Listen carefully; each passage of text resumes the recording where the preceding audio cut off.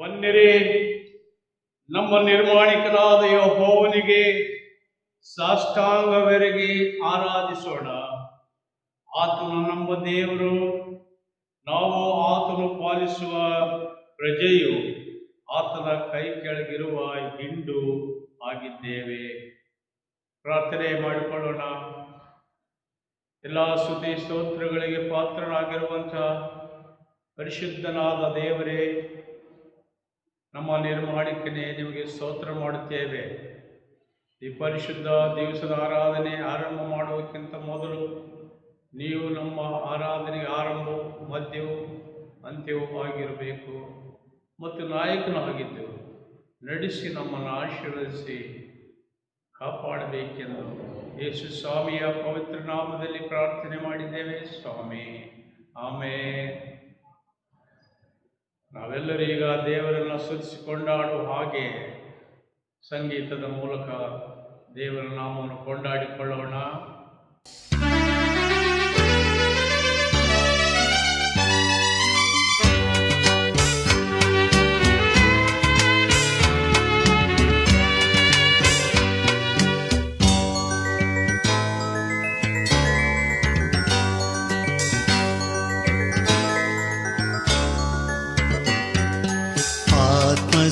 ಆತ್ಮಸ್ವರೂಪನೇ, ಪ್ರಿಯ ಆತ್ಮಸ್ವರೂಪನೇ, ಈಗ ಬಾದೆವ ಎಳೆದು ಬಾದೆವ ನಮ್ಮ ಮಧ್ಯದೊಳು, ಈಗ ಬಾದೆವ ಎಳೆದು ಬಾದೆವ ನಮ್ಮ ಮಧ್ಯದೊಳು. ಆತ್ಮಸ್ವರೂಪನೇ, ಪ್ರಿಯ ಆತ್ಮಸ್ವರೂಪನೇ,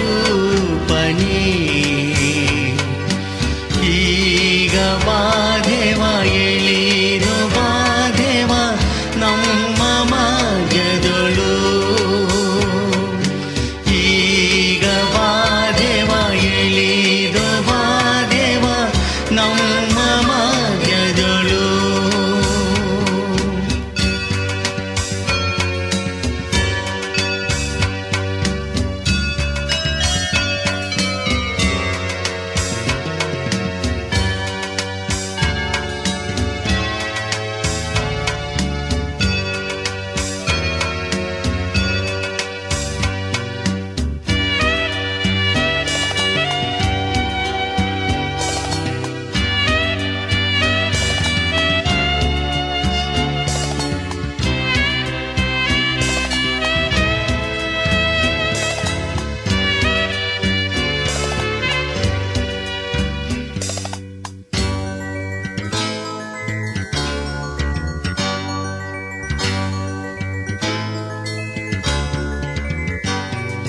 ಹೊಲಸಾದ ಕೆಸರಿನಿಂದ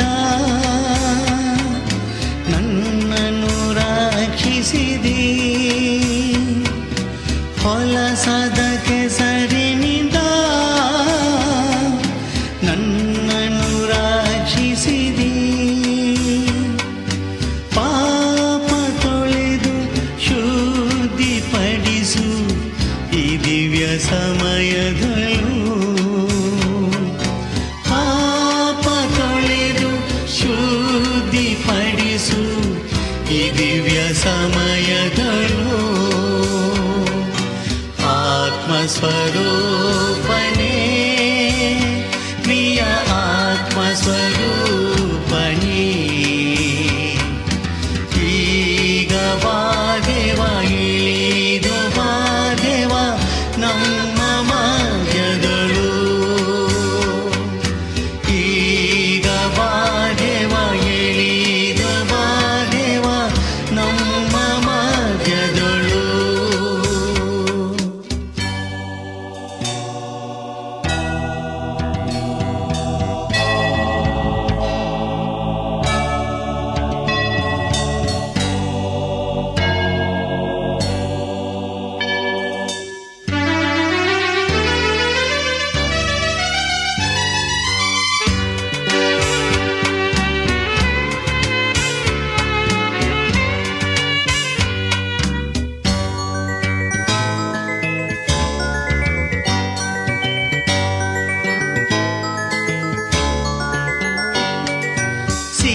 ಸೀನಾಯ್ ಬೆಟ್ಟದಲ್ಲಿ ಇಳಿದು ಬಂದವನೇ, ಸೀನಾಯ್ ಬೆಟ್ಟದಲ್ಲಿ ಇಳಿದು ಬಂದವನೇ, ಆತ್ಮದ ದಾಹವ ತೀರಿಸಯ್ಯ ಈ ದಿವ್ಯ ಸಮಯದಲ್ಲೂ, ಆತ್ಮದ ದಾಹವ ತೀರಿಸಯ್ಯ ಈ ದಿವ್ಯ ಸಮಯದಲ್ಲೂ, ಆತ್ಮಸ್ವರೂಪನೇ ಪ್ರಿಯ ಆತ್ಮಸ್ವರೂಪನೇ, ಈಗ ಬಾದೇವ ಇಳಿದು ಬಾದೇವ ನಮ್ಮ ಮಾರ್ಗದೊಳು, ಈಗ ಬಾದೇವ ಇಳಿದು ಬಾದೇವ ನಮ್ಮ ಮಾರ್ಗದೊಳು.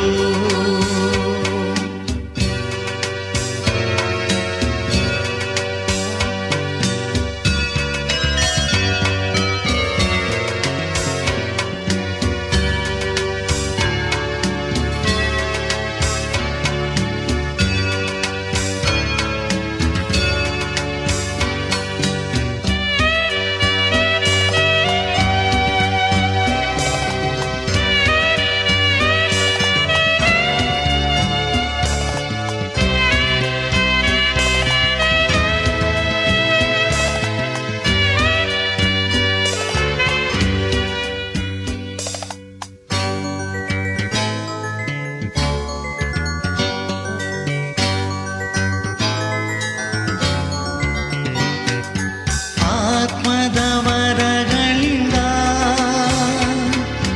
ನನ್ನನ್ನು ತುಂಬಿಸಯ್ಯ, ಆತ್ಮದ ವರಗಳಿಂದ ನನ್ನನ್ನು ತುಂಬಿಸಯ್ಯ, ಏತು ಮೀನುಗಳು ಅಭಿಷೇಕ ಮಾಡಯ್ಯ ಈ ದಿವ್ಯ ಸಮಯದಲ್ಲೂ, ಏತು ಮೀನುಗಳು ಅಭಿಷೇಕ ಮಾಡಯ್ಯ ಈ ದಿವ್ಯ ಸಮಯದಲ್ಲೂ, ಆತ್ಮಸ್ವರೂಪನೇ ಪ್ರಿಯ ಆತ್ಮಸ್ವರೂಪನೇ, ಈಗ ಬಾದೇವ ಇಳಿದು ಬಾದೇವ ನಮ್ಮ ಮಾರ್ಗದೊಳು, ಈಗ ಬಾದೇವ ಇಳಿದು ಬಾದೇವ ನಮ್ಮ ಮಾರ್ಗದೊಳು. ನಾವು ಈಗ ಎಲ್ಲರೂ ಒಟ್ಟಾಗಿ ಅಪೊಸ್ತಲ ವಿಶ್ವಾಸ ಸೂತ್ರವನ್ನ ಅರಿಕೆ ಮಾಡಿಕೊಳ್ಳೋಣ. ಪರಲೋಕ ಭೂಲೋಕವನ್ನು ಸೃಷ್ಟಿಸಿದ ಸರ್ವಶಕ್ತನಾಗಿರುವ ತಂದೆಯಾದ ದೇವರನ್ನು ನಂಬುತ್ತೇನೆ. ಆತನ ಏಕಕುಮಾರನಾಗಿರುವ ನಮ್ಮ ಪ್ರಭುವಾದ ಯೇಸು ಕ್ರಿಸ್ತನನ್ನು ನಂಬುತ್ತೇವೆ. ಈತನು ಪರಿಶುದ್ಧಾತ್ಮನಿಂದ ಕನ್ಯಾಮರಿಗಳ ಗರ್ಭದಲ್ಲಿ ಧರಿಸಲ್ಪಟ್ಟು ಆಕೆಯಲ್ಲಿ ಹುಟ್ಟಿ ಪೊಂತ್ಯ ಪಿಲಾತನ ಆಧಿಪತ್ಯದಲ್ಲಿ ಶ್ರಮೆ ಹೊಂದಿ ಶಿಲುಬೆಗೆ ಜಡಿಯಲ್ಪಟ್ಟು ಸತ್ತು ಹೂಣಲ್ಪಟ್ಟು ಮೂರನೇ ದಿವಸದಲ್ಲಿ ಸತ್ತದರೊಳಗಿಂದ ಎದ್ದು ಪರಲೋಕಕ್ಕೆ ಏರಿ ಹೋಗಿ ಸರ್ವಶಕ್ತನಾಗಿರುವ ತಂದೆಯಾದ ದೇವರ ಬಲಪಾರ್ಶ್ವದಲ್ಲಿ ಕುಳಿತುಕೊಂಡಿರುತ್ತಾನೆ. ಆತನು ಅಲ್ಲಿಂದ ಬಂದು ಬದುಕಿರುವವರಿಗೂ ಸತ್ತವರಿಗೂ ನ್ಯಾಯ ತೀರಿಸುವನು ಎಂಬುದನ್ನು ನಂಬುತ್ತೇನೆ. ನಾನು ಪರಿಶುದ್ಧಾತ್ಮನನ್ನು ನಂಬುತ್ತೇನೆ. ಒಂದೇ ಪರಿಶುದ್ಧ ಕ್ರೈಸ್ತ ಸಭೆಯು, ಭಕ್ತರ ಅನ್ಯೋನ್ಯತೆಯು, ಪಾಪದ ಪರಿಹಾರವು, ದೇಹದ ಪುನರುತ್ಥಾನವು, ನಿತ್ಯ ಜೀವವು ಉಂಟೆಂಬುದನ್ನು ನಂಬುತ್ತೇನೆ. ಆಮೇನ್. ಈಗ ನಮ್ಮ ಶಿರಗಳನ್ನು ಭಾಗಿಸಿ ದೇವರಲ್ಲಿ ಪ್ರಾರ್ಥನೆ ಮಾಡಿಕೊಳ್ಳೋಣ. ಅಮಿತ ಪ್ರೀತಿಯುಳ್ಳ ನಮ್ಮ ತಂದೆಯಾದ ದೇವರೇ, ಸರ್ವ ಲೋಕದ ಸೃಷ್ಟಿಕರ್ತನು ಪರಿಪಾಲಕನು ನೀನೇ. ನಮ್ಮನ್ನು ಇಷ್ಟು ದಿನಗಳವರೆಗೆ, ವರ್ಷಗಳವರೆಗೆ ಜೀವಿತರ ಸಂಖ್ಯೆಯಲ್ಲಿಟ್ಟು ಕಾಪಾಡಿ ರಕ್ಷಿಸಿದ್ದೀರಿ ಎಂದು ನಿಮಗೆ ಅನಂತ ಸ್ತೋತ್ರ ಹೇಳಿ ಕೊಂಡಾಡುತ್ತೇವೆ. ತಂದೆಯಾದ ದೇವರೇ, ಎಲ್ಲಿ ಇಬ್ಬರು ಮೂವರು ಸೇರಿ ನನ್ನನ್ನು ಆರಾಧಿಸಿ ಪ್ರಾರ್ಥಿಸ್ತಾರೋ ಅವರ ಮಧ್ಯದಲ್ಲಿ ಇದ್ದೇನೆಂಬುದಾಗಿ ಹೇಳಿ ನೀನು ಸದಾ ಕಾಲ ನಮ್ಮೊಂದಿಗೆ ಇರುವಾತನಾಗಿರುವುದರಿಂದ ನಿಮಗೆ ವಂದನೆ ಸಲ್ಲಿಸ್ತೇವೆ.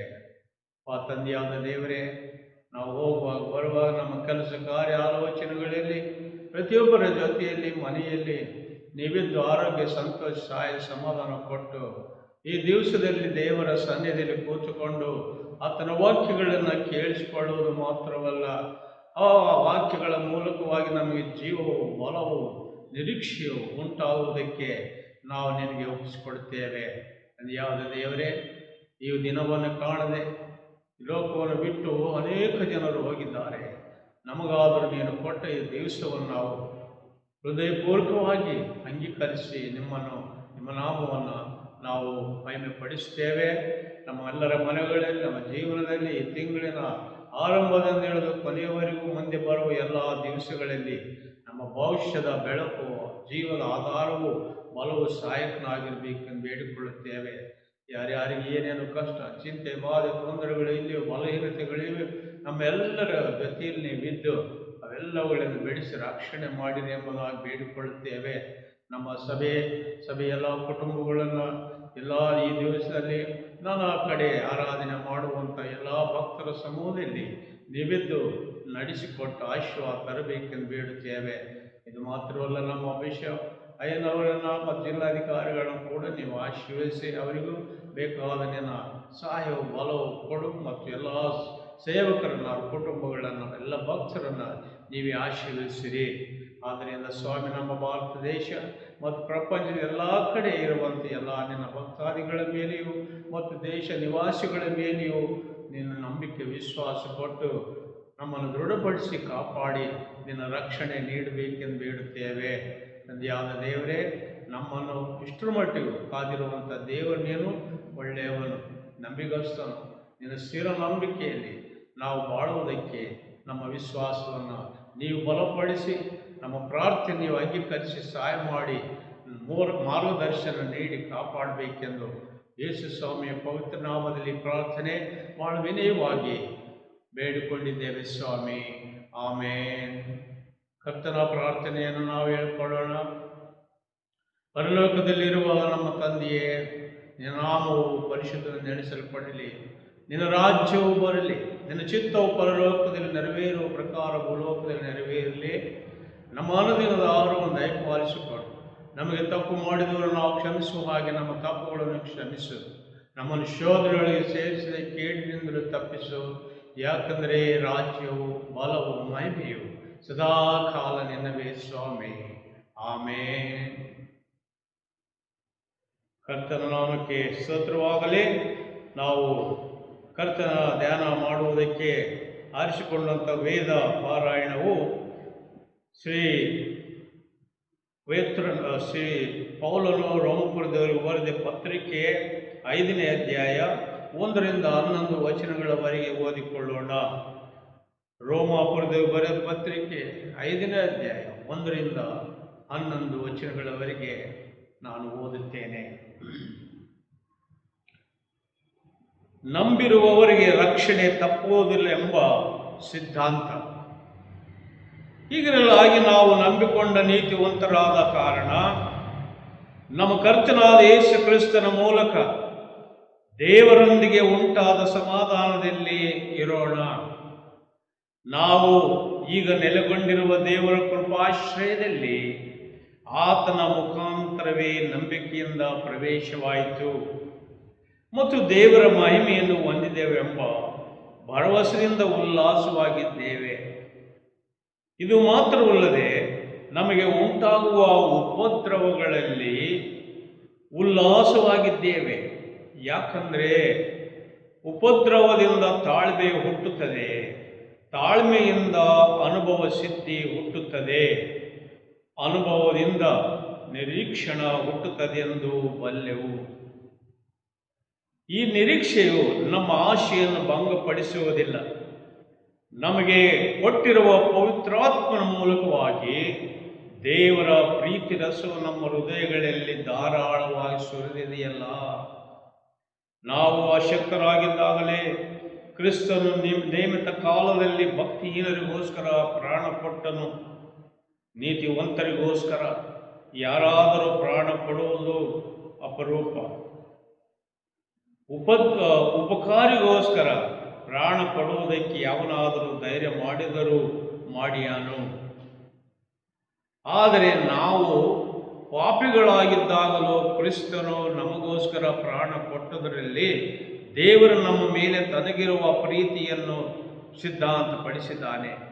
ಈಗ ನಾವು ಆತನ ರಕ್ತದಿಂದ ನೀತಿವಂತರಾಗಿರಲಾಗಿ ಆತನ ಮೂಲಕ ಬರುವ ಕೋಪಕ್ಕೆ ತಪ್ಪಿಸಿಕೊಳ್ಳುವುದು ಮತ್ತು ನಿಶ್ಚಯವಲ್ಲವೇ?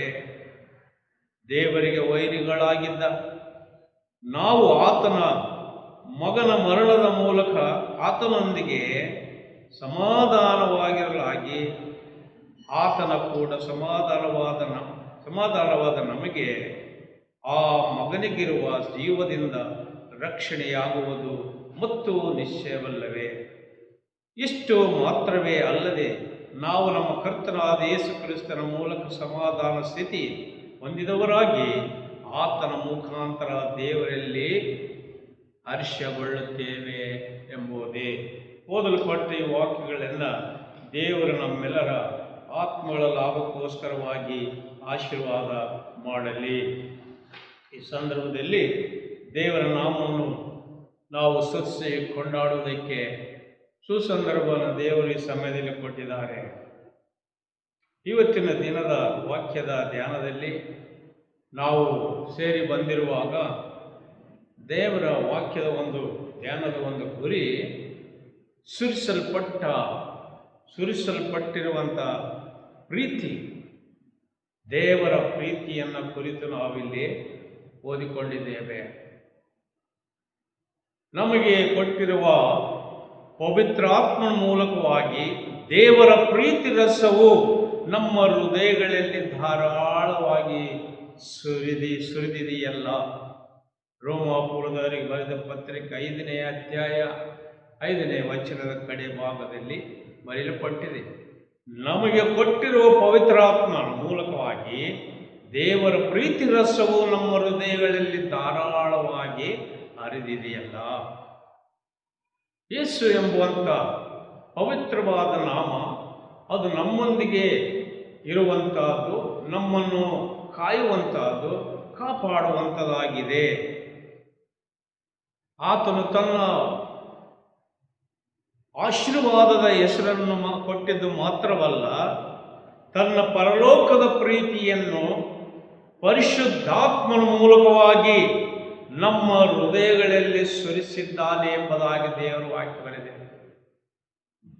ಆತನ ಹೆಸರು ಒಳ್ಳೆಯ ಹೆಸರು.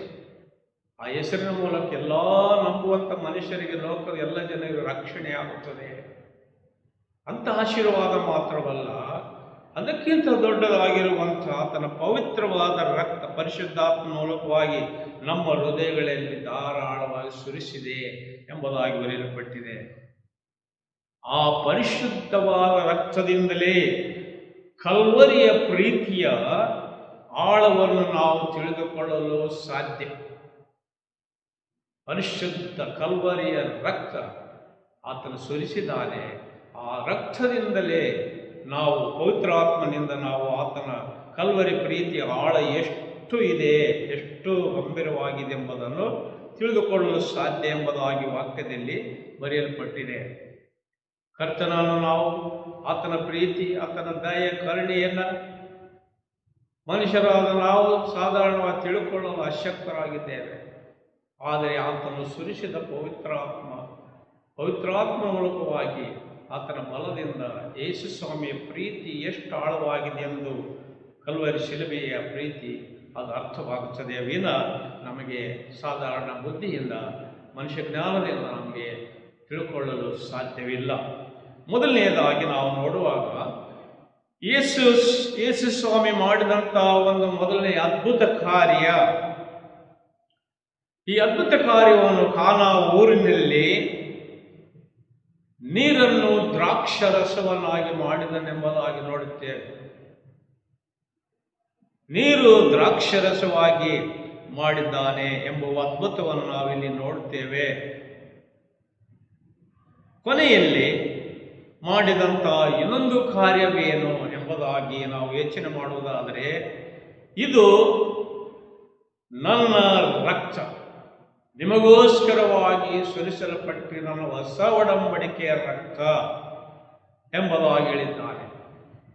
ಪರಿಶುದ್ಧ ದೇವರ ಹಸ್ತಗಳಿಂದ ಇಲ್ಲಿ ನಮಗೆ ಆದ ಇನ್ನೊಂದು ಅದ್ಭುತ ಏನೆಂದರೆ, ದ್ರಾಕ್ಷಾರಸ ನಮಗೆ ನಾವು ತೆಗೆದುಕೊಳ್ಳುವಾಗ, ಆತ ನಮಗೆ ಕೊಡುವಾಗ ತನ್ನ ರಕ್ತ ತನ್ನ ಕೈಗಳಲ್ಲಿ ತೆಗೆದುಕೊಂಡು, ಇದು ನನ್ನ ರಕ್ತದಿಂದ ಸ್ಥಾಪಿತವಾದಂಥ ಹೊಸ ಒಡಂಬಡಿಕೆಯಾಗಿದೆ ಎಂದನು. 1 ಕೊರಿಂಥ 11ನೇ ಅಧ್ಯಾಯ 25 ವಚನದಲ್ಲಿ ಮಾತು ಬರೆಯಲ್ಪಟ್ಟಿದೆ. ಹೌದು, ಆರಂಭದಲ್ಲಿ ಆತನು ಮಾಡಿದ ಮೊದಲನೇ ಅದ್ಭುತ ಕಾರ್ಯ ಏನೆಂಬುದಾಗಿ ಇರುವುದಾದರೆ ನೀರನ್ನು ದ್ರಾಕ್ಷರಸ ಮಾಡಿದ. ಈಗ ಆತನು ಮಾಡುವಂತೆ ಇನ್ನೊಂದು ಅದ್ಭುತ ಕಾರ್ಯ ಎಂಬುದಾಗಿ ಏನಂದರೆ, ಆರಂಭದಲ್ಲಿ ನೀರನ್ನು ದ್ರಾಕ್ಷರಸವಾಗಿ ಮಾರ್ಪಾಟು ಮಾಡಿದ್ದಾನೆ ಮತ್ತು ಕೊನೆಯಲ್ಲಿ ದ್ರಾಕ್ಷರಸವನ್ನು ರಕ್ತವಾಗಿ ಮಾಡಿದ್ದಾನೆ ಎಂದು ಬರೆದಿದೆ. ದ್ರಾಕ್ಷರಸ ಅದು ರಕ್ತ, ಆತನ ಪರಿಶುದ್ಧ ರಕ್ತ. ಇದು ನನ್ನ ರಕ್ತ, ನೀವು ಇದನ್ನು ತೆಗೆದುಕೊಳ್ಳುವಾಗಲೆಲ್ಲ ನೀವು ನಾನು ನೆನೆಸಿಕೊಳ್ಳಬೇಕು. ನಾವು ನಿಮಗೋಸ್ಕರವಾಗಿ ಶಿಲುಬೆಯಲ್ಲಿ ಹೋರಾಟ ಮಾಡಿ ಕಷ್ಟಗಳನ್ನು ಅನುಭವಿಸಿ, ಆ ಕಷ್ಟಗಳ ಮೂಲಕ ಅವುಗಳನ್ನು ಜಯಿಸಿ ನಿಮ್ಮನ್ನು ನಾನು ಪಡೆದುಕೊಂಡಿದ್ದೇನೆ ಎಂಬುದಾಗಿ ಆತನು ಮಾಡಿದ ಅದ್ಭುತ ಇದೊಂದು. ಆತನ ದ್ರಾಕ್ಷರಸ ಏನಾಗಿದೆ, ದ್ರಾಕ್ಷರಸವು ಹೋಗಿ ಈಗ ಆತನ ರಕ್ತವಾಗಿ ಆಗಿ ಮಾಡಿದಂಥ ರಕ್ಷಣೆಯ ಕೊಡುವಂಥ ಒಂದು ಅದ್ಭುತ ಮಾಡಿದ್ದಾನೆ. ಎರಡನೇದಾಗಿ, ಮೀನು ಹಿಡಿಯುವ ವಿದ್ಯೆ ಇಲ್ಲದ ಸಾಧಾರಣ ಜನರನ್ನು ಆತನು ತನ್ನ ಶಿಷ್ಯರನ್ನಾಗಿ ಆದುಕೊಂಡಿದ್ದಾನೆ. ಈ ಮನುಷ್ಯರಿಗೆ ಯಾವ ವಿದ್ಯೆ, ಯಾವ ತನ್ನ ದೊಡ್ಡ ಸ್ಥಿತಿ ಇರಲಿಲ್ಲ. ಅವರು ಸಾಧಾರಣವಾದ ಜನರಾಗಿದ್ದರು. ಯೇಸು ಈ ಸಾಧಾರಣ ಮನುಷ್ಯರನ್ನು ತನ್ನ ಪ್ರೀತಿಯಿಂದ ಶಿಷ್ಯರನ್ನಾಗಿ ಮಾಡಿಕೊಂಡ, ಅಪೊಸ್ತಲರಾಗಿ ಮಾಡಿದ್ದಾನೆ ಮತ್ತು ಅವರ ಮೂಲಕವಾಗಿ ಅದ್ಭುತ ಕಾರ್ಯಗಳು ನಡೆಸಿಕೊಟ್ಟಿದ್ದಾನೆ ಎಂದು ನಾವಿಲ್ಲಿ ನೋಡುತ್ತೇವೆ. ಹೌದು, ಆತನ ಪ್ರೀತಿ ಯಾವ ಮನುಷ್ಯನನ್ನಾದರೂ ಪ್ರಕಾಶಿಸುವಂತೆ ಮಾಡುವಂತಹ, ಆತನ ಪ್ರೀತಿಯಲ್ಲಿ ಯಾವ ವ್ಯತ್ಯಾಸವಿಲ್ಲ. ಎಲ್ಲ ಮನುಷ್ಯರಿಗೆ ಆತನು ತನ್ನ ದಯೆ, ಪ್ರೀತಿ, ಕರುಣೆ ತೋರಿಸಿ ಅವರಿಗೆ ಉದ್ಧಾರ ಮಾಡಿ ಅವರಿಗೆ ರಕ್ಷಣೆ ಕೊಡುವಂಥವನಾಗಿದ್ದಾನೆ.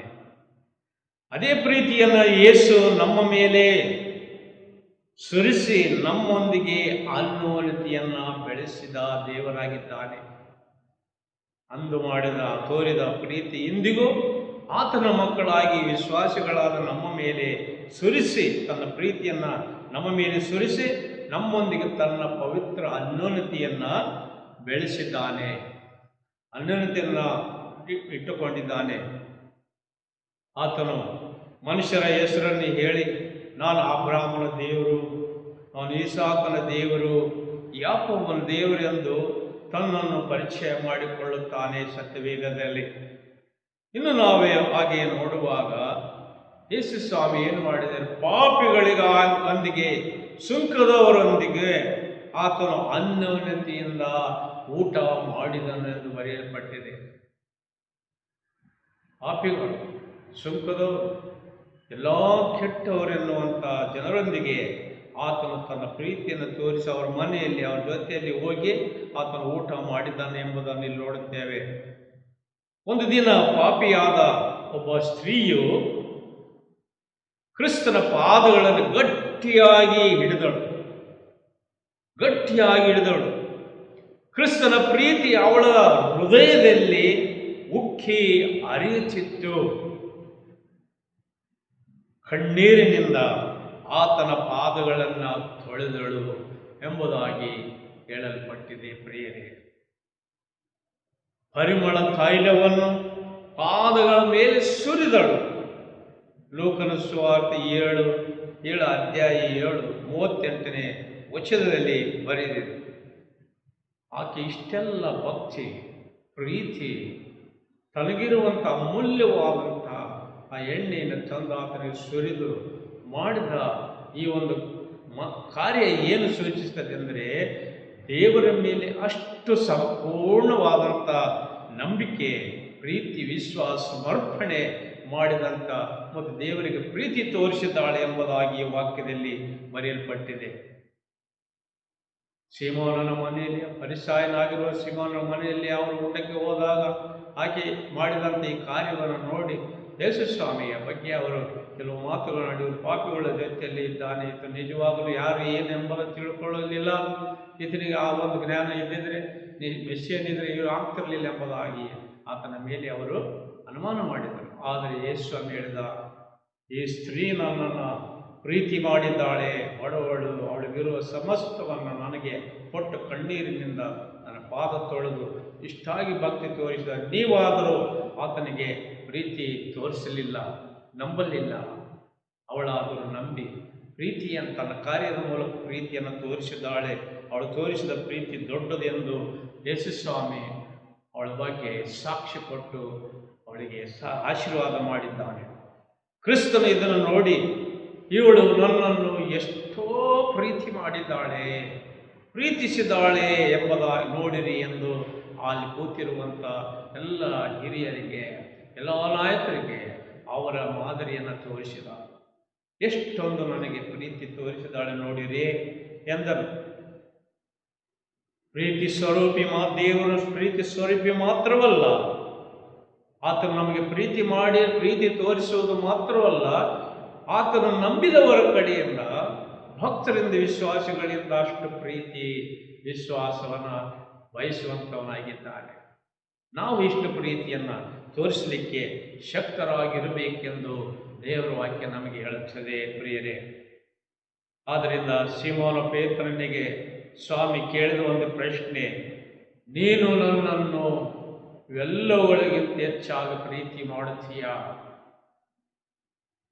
ನೀನು ನನ್ನ ಶಿಷ್ಯನು, ನೀನು ನನ್ನ ಜೊತೆಯಲ್ಲಿದ್ದು ಎಲ್ಲವನ್ನೂ ನೋಡಿ ನಾನು ಯಾರೆಂಬ ತಿಳ್ಕೊಂಡಿದ್ದಿ, ನಾನು ಮಾಡಿದ ಅದ್ಭುತ ಕಾರ್ಯಗಳು ನೋಡಿದ್ದಿ, ನೀನು ನನ್ನನ್ನು ಎಲ್ಲದಕ್ಕಿಂತ ಹೆಚ್ಚಾಗಿ ಪ್ರೀತಿ ಮಾಡುತ್ತೀಯಾ ಎಂದು ಯೇಸು ಸ್ವಾಮಿ ತನ್ನ ಶಿಷ್ಯನಾದ ಪೇತ್ರನಿಗೆ ಪ್ರಶ್ನೆ ಹಾಕಿದ್ದಾರೆ. ಇವತ್ತು ನಮ್ಮ ಮುಂದೆ ಯೇಸು ಸ್ವಾಮಿ ಒಂದು ಪ್ರಶ್ನೆ ಇಟ್ಟಿದ್ದಾರೆ. ಆತನು ನಂಬಿದ ಮಕ್ಕಳು, ಆತನ ಆರಾಧಿಸುವ ಭಕ್ತರಾದ ನೀವು, ಯೇಸು ಸ್ವಾಮಿ ಕಲ್ವರಿಯಲ್ಲಿ ಸುರಿಸಿದ ಆತನ ಪರಿಶುದ್ಧ ರಕ್ತ ನನ್ನ ಪಾಪಗಳನ್ನು ತೊಳೆದು ನಮ್ಮನ್ನು ನನ್ನ ಮಕ್ಕಳನ್ನಾಗಿ ಮಾಡುವುದಕ್ಕೆ ಶಕ್ತಿಯುಳ್ಳದ್ದು. ಆತನ ಸುರಿಸಿದ ರಕ್ತ ಎಷ್ಟು ದೊಡ್ಡ ಪ್ರೀತಿ ನನ್ನ ಮೇಲೆ ಇದೆ ಎಂದು ಆತ ನಮಗೆ ಮಾಡಿದ ಉಪಕಾರ ನಾವು ನೆನೆಸಿ ಆತನಿಗೆ ಪ್ರೀತಿ ಮಾಡುವ ಮನಸ್ಸು, ಸಮರ್ಪಣೆ ನಮ್ಮಲ್ಲಿ ಇದೆಯಾ? ನೀನು ನನ್ನನ್ನು ಪ್ರೀತಿ ಮಾಡ್ತೀಯಾ ಎಂದು ಯೇಸು ಸ್ವಾಮಿ ನಿಮಗೂ ನನಗೂ ಕೊಟ್ಟಂತಹ ಈ ಪ್ರಶ್ನೆಗೆ ನಮ್ಮ ಉತ್ತರವೇನು? ಆ ಸ್ತ್ರೀಯು ಅಷ್ಟಾಗಿ ಮಾಡಿದಂಥದ್ದು ದೊಡ್ಡದಾದ ಪ್ರೀತಿ ತೋರಿಸಿದಾಳೆ ಅಂತ ಹೇಳಿ ಅವಳು ಮಾಡಿದ ಪಾಪಗಳು ಎಷ್ಟಾದರೂ ಇರಲಿ, ಅಸಂಖ್ಯವಾಗಿದ್ದರೂ ನಿನ್ನ ಪಾಪಗಳು ಕ್ಷಮಿಸಲ್ಪಟ್ಟಿದ್ದು, ನಿನಗೆ ಕ್ಷಮಾಪಣೆ ಆಯಿತು, ಹೋಗು ಎಂಬುದಾಗಿ ದೇವರವರನ್ನು ಪಾಪದಿಂದ ಕ್ಷಮಾಪಣೆ ಕೊಟ್ಟು ನಿತ್ಯ ಜೀವದ ಆಶೀರ್ವಾದ ಕೊಟ್ಟು ಹರ್ಷ ಆನಂದದಲ್ಲಿ ಹೋಗುವಂತೆ ಅವರಿಗೆ ಆಶೀರ್ವಾದ ಮಾಡಿದ್ದನ್ನು ನಾವು ನೋಡುತ್ತೇವೆ.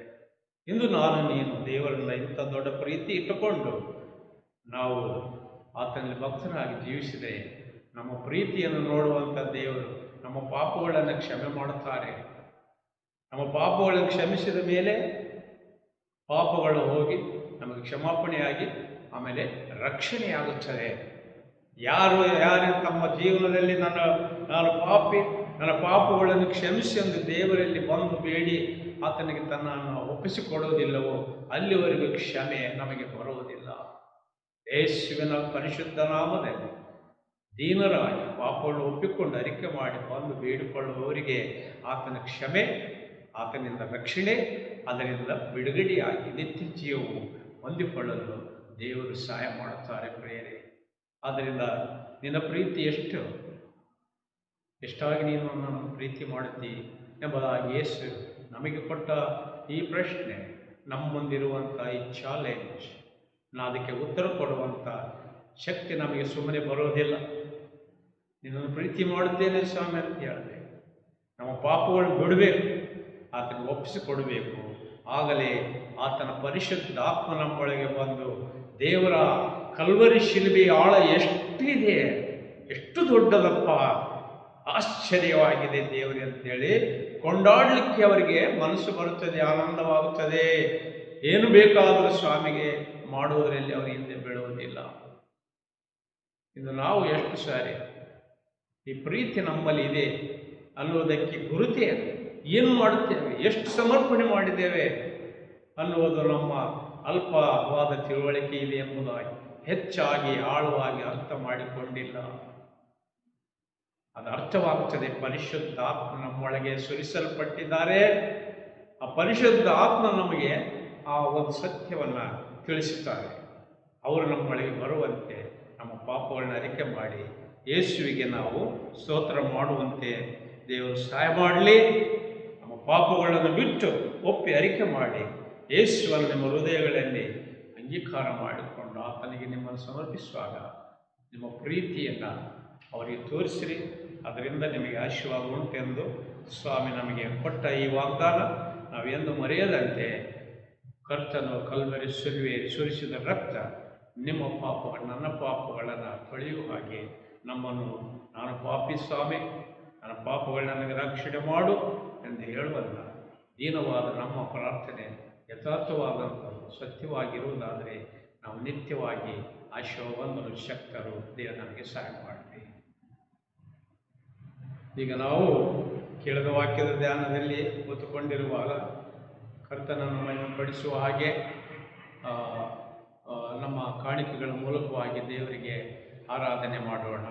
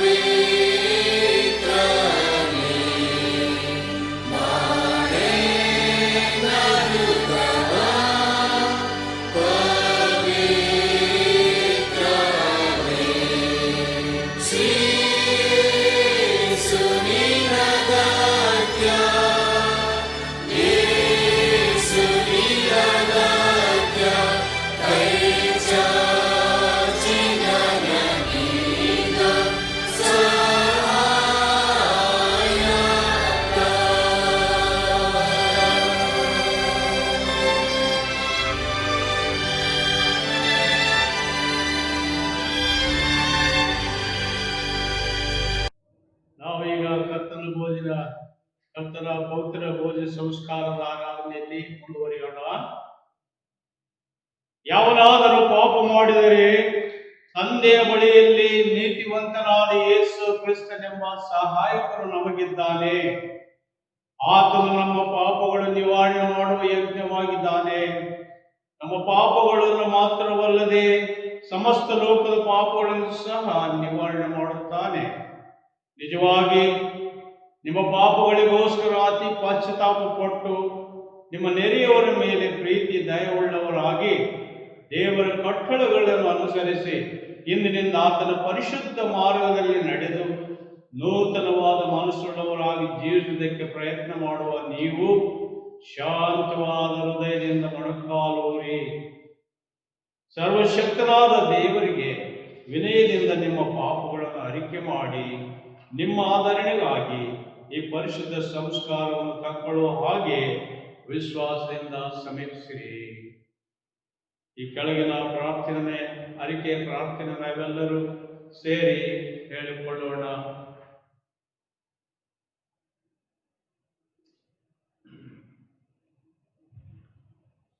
ಸರ್ವತ್ರಾಣವುಳ್ಳ ದೇವರೇ, ನಮ್ಮ ಕರ್ತನಾದ ಯೇಸು ಕ್ರಿಸ್ತನ ತಂದೆಯೇ, ಸಮಸ್ತ ಸೃಷ್ಟಿ ಕರ್ತನೆ, ನಾವು ಎಲ್ಲ ಮನುಷ್ಯರ ನ್ಯಾಯಾಧಿಪತಿಯೇ, ನಾವು ಆಗಾಗ್ಗೆ ನಮ್ಮ ನಡೆನುಡಿ ನೆನಪುಗಳಿಂದ ನಿನ್ನ ಆಜ್ಞೆಗಳನ್ನು ಮೀರಿ ನಿನ್ನ ಮಹಿಮೆಗೆ ವಿರೋಧವಾಗಿ ನಾನಾ ವಿಧವಾದ ತಪ್ಪುಗಳನ್ನು ಘೋರವಾದ ಪಾಪಗಳನ್ನು ಮಾಡಿದ್ದೇವೆಂದು ಒಪ್ಪಿಕೊಂಡು ಪ್ರಲಾಪಿಸುತ್ತೇವೆ. ಈ ನಮ್ಮ ಪಾಪಗಳ ನಿಮಿತ್ತ ನಿನ್ನ ಕೋಪ ರೌದ್ರಗಳು ನಮ್ಮ ಮೇಲೆ ಬರುವುದು ನ್ಯಾಯವಾಗಿದೆ. ನಾವು ಈ ಅಕ್ರಮಗಳಿಗೋಸ್ಕರ ಮನಪೂರ್ವಕವಾಗಿ ಪಶ್ಚಾತ್ತಾಪಪಟ್ಟು ಬಹಳವಾಗಿ ದುಃಖ ಪಡುತ್ತೇವೆ. ಅವುಗಳನ್ನು ಜ್ಞಾಪಕ ಮಾಡಿಕೊಂಡು ವ್ಯಾಕುಲ ಪಡುತ್ತೇವೆ. ಅವುಗಳ ಭಾರ ಸಹಿಸಿಕೊಳ್ಳುವುದು ನಮಗೆ ಅಸಾಧ್ಯವು. ಅತಿ ಕರುಣೆಯುಳ್ಳ ತಂದೆಯೇ, ನಮ್ಮನ್ನು ಕರುಣಿಸು. ನಿನ್ನ ಮಗನು ನಮ್ಮ ಪ್ರಭುವಾಗಿರುವ ಯೇಸು ಕ್ರಿಸ್ತನ ಮೂಲಕವಾಗಿ ನಮ್ಮ ಹಿಂದಿನ ಅಪರಾಧಗಳನ್ನೆಲ್ಲ ಮನ್ನಿಸು. ನಾವು ನೂತನ ಸ್ವಭಾವವುಳ್ಳವರಾಗಿ ಇಂದಿನಿಂದ ನಿನಗೆ ಮೆಚ್ಚುಗೆಯಾದ ರೀತಿಯಲ್ಲಿ ನಿನ್ನನ್ನು ಸೇವಿಸಿ ನಿನ್ನ ನಾಮಕ್ಕೆ ಘನಮಾನಗಳು ತರುವಂತೆ ಅನುಗ್ರಹಿಸಬೇಕೆಂದು ನಮ್ಮ ಪ್ರಭುವಾದ ಯೇಸು ಕ್ರಿಸ್ತನ ನಿಮಿತ್ತ ಬೇಡಿಕೊಳ್ಳುತ್ತೇವೆ. ಆಮೆನ್. ಸರ್ವಶಕ್ತನಾದ ದೇವರೇ, ನಮ್ಮ ಪರಮ ತಂದೆಯೇ, ನಿನ್ನ ಅಪಾರವಾದ ಕರುಣೆಯಿಂದ ನಿನ್ನ ಏಕಕುಮಾರನಾದ ಯೇಸು ಕ್ರಿಸ್ತನನ್ನು ನಮ್ಮ ವಿಮೋಚನೆಗಾಗಿ ಶಿಲುಬೆಯ ಮೇಲೆ ಮರಣ ಹೊಂದುವುದಕ್ಕೆ ಕೊಟ್ಟಿದ್ದಿ. ಆತನಲ್ಲಿ ತನ್ನನ್ನು ಒಂದೇ ಸಾರಿ ಸಮರ್ಪಿಸಿಕೊಂಡು ಮಾಡಿದ ಯಜ್ಞರೂಪವಾದ ಪ್ರಾಯಶ್ಚಿತ್ತವು ಸಂಪೂರ್ಣವಾದದ್ದು, ದೋಷರಹಿತವಾದದ್ದು, ಲೋಕದವರೆಲ್ಲರ ಪಾಪ ಪರಿಹರಿಸುವುದಕ್ಕೆ ಸಾಮರ್ಥ್ಯವುಳ್ಳದ್ದು ಆಗಿದೆ. ಆತನು ತನ್ನ ಅಮೂಲ್ಯ ಮರಣದ ಜ್ಞಾಪಕಾರ್ಥವಾದ ಸಂಸ್ಕಾರ ಸ್ಥಾಪಿಸಿ ತಾನು ತಿರುಗಿ ಬರುವ ತನಕ ಇದನ್ನು ಆಚರಿಸುತ್ತಿರಬೇಕೆಂದು ತನ್ನ ಪರಿಶುದ್ಧ ಸುವಾರ್ತೆಯಲ್ಲಿ ನಮಗೆ ಆಜ್ಞಾಪಿಸಿದನು. ಕರುಣೆಯುಳ್ಳ ತಂದೆಯೇ, ನಮ್ಮ ಪ್ರಾರ್ಥನೆಯನ್ನು ಕೇಳು. ನಾವು ನಿನ್ನ ಕುಮಾರನ ರಕ್ಷಕನಾಗಿರುವ ಯೇಸು ಕ್ರಿಸ್ತನು ಏರ್ಪಡಿಸಿದ ನಿಯಮವನ್ನು ಅನುಸರಿಸಿ ಆತನ ಶ್ರಮೆ ಮರಣಗಳ ಜ್ಞಾಪಕಾರ್ಥವಾಗಿ ರೊಟ್ಟಿಯನ್ನು ದ್ರಾಕ್ಷಾರಸವನ್ನು ತಕ್ಕೊಳ್ಳುವಾಗ ಆತನ ದಿವ್ಯವಾದ ದೇಹ ರಕ್ತಗಳಲ್ಲಿ ಪಾಲ್ಗಾರ ಆಗುವ ಹಾಗೆ ನಮಗೆ ಕೃಪೆ ಮಾಡಬೇಕೆಂದು ಅತಿ ವಿನಯದಿಂದ ನಿನ್ನನ್ನು ಬೇಡಿಕೊಳ್ಳುತ್ತೇವೆ. ಆತನು ತಾನು ಹಿಡಿದುಕೊಡಲ್ಪಟ್ಟ ರಾತ್ರಿಯಲ್ಲಿ ರೊಟ್ಟಿಯನ್ನು ತೆಗೆದುಕೊಂಡು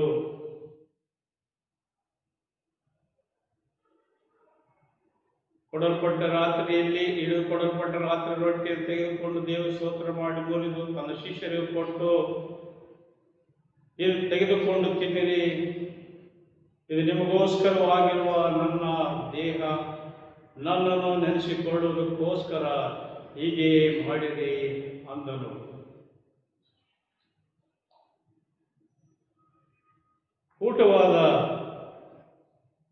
ಊಟವಾದ ಮೇಲೆ ಆತನು ಅದೇ ರೀತಿಯಾಗಿ ಪಾತ್ರೆಯನ್ನು ತೆಗೆದುಕೊಂಡು ಇದರಲ್ಲಿರುವುದನ್ನು ಎಲ್ಲರೂ ಕುಡಿಯಿರಿ, ಇದು ನನ್ನ ರಕ್ತ, ಇದು ಒಡಂಬಡಿಕೆಯ ರಕ್ತ, ಇದು ಪಾಪಗಳ ಕ್ಷಮೆಗಾಗಿ ನಿಮಗೋಸ್ಕರವೂ ಬಹು ಜನರಿಗೋಸ್ಕರವೂ ಸುರಿಸಲ್ಪಡುವ ರಕ್ತ. ನೀವೆದರಲ್ಲಿ ಪಾನ ಮಾಡುವಾಗಲೆಲ್ಲ ನನ್ನನ್ನು ನೆನೆಸಿಕೊಳ್ಳುವುದಕ್ಕೋಸ್ಕರ ಪಾನ ಮಾಡಿರಿ ಅಂದನು.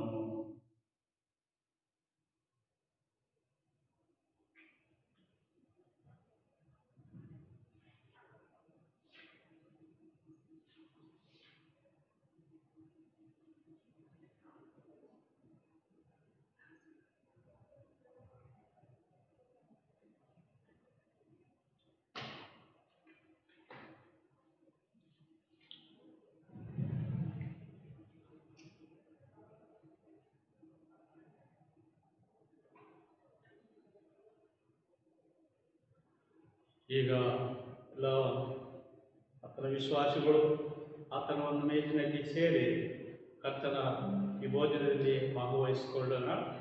ನಿಮಗೋಸ್ಕರ ಮರಣಕ್ಕೆ ಒಪ್ಪಿಸಿಕೊಟ್ಟ ನಮ್ಮ ಕರ್ತನಾದ ಯೇಸು ಕ್ರಿಸ್ತನ ದೇಹವು ನಿನ್ನ ದೇಹಾತ್ಮಗಳು ನಿತ್ಯ ಜೀವಕ್ಕಾಗಿ ಕಾಪಾಡಲಿ.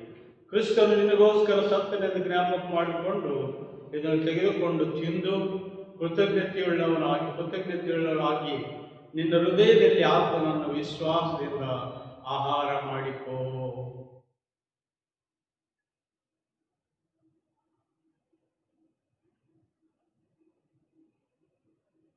ನಿನಗೋಸ್ಕರ ಸುರಿಸಿದ ನಮ್ಮ ಕರ್ತನಾದ ಯೇಸು ಕ್ರಿಸ್ತನ ರಕ್ತವು ನಿನ್ನ ದೇಹಾತ್ಮಗಳನ್ನು ನಿತ್ಯ ಜೀವಕ್ಕಾಗಿ ಕಾಪಾಡಲಿ. ಕ್ರಿಸ್ತನ ರಕ್ತವು ನಿನಗೋಸ್ಕರ ಸುರಿಸಲ್ಪಟ್ಟಿದ್ದು ಜ್ಞಾಪಕ ಮಾಡಿಕೊಂಡು ಇದನ್ನು ಕುಡಿದು ಕೃತಜ್ಞತೆಯುಳ್ಳವರಾಗಿರಲಿ.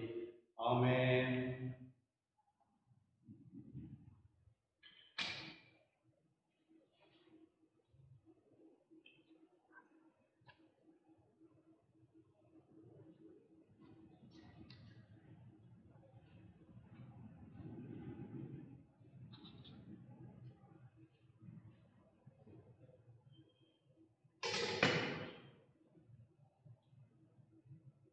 ನಾವೆಲ್ಲರೂ ಈಗ ಪರಲೋಕದ ಪ್ರಾರ್ಥನೆಯನ್ನು ಹೇಳ್ಕೊಳ್ಳೋಣ.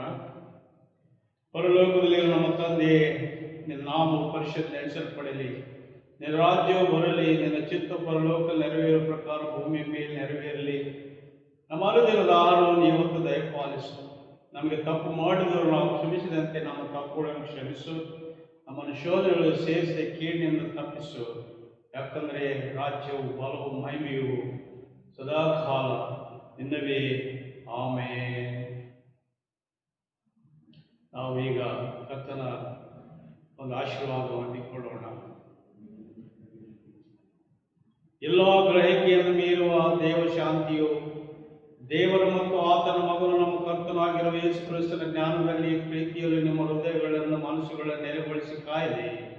ತಂದೆ, ಮಗನು, ಪವಿತ್ರಾತ್ಮನಾಗಿರುವ ಸರ್ವಶಕ್ತನಾದ ದೇವರ ಆಶೀರ್ವಾದ ನಿಮ್ಮೊಳಗೆ ಬಂದು ಯಾವಾಗಲೂ ನಿಮ್ಮ ಸಂಗಡ ಇರಲಿ. ಆಮೆನ್.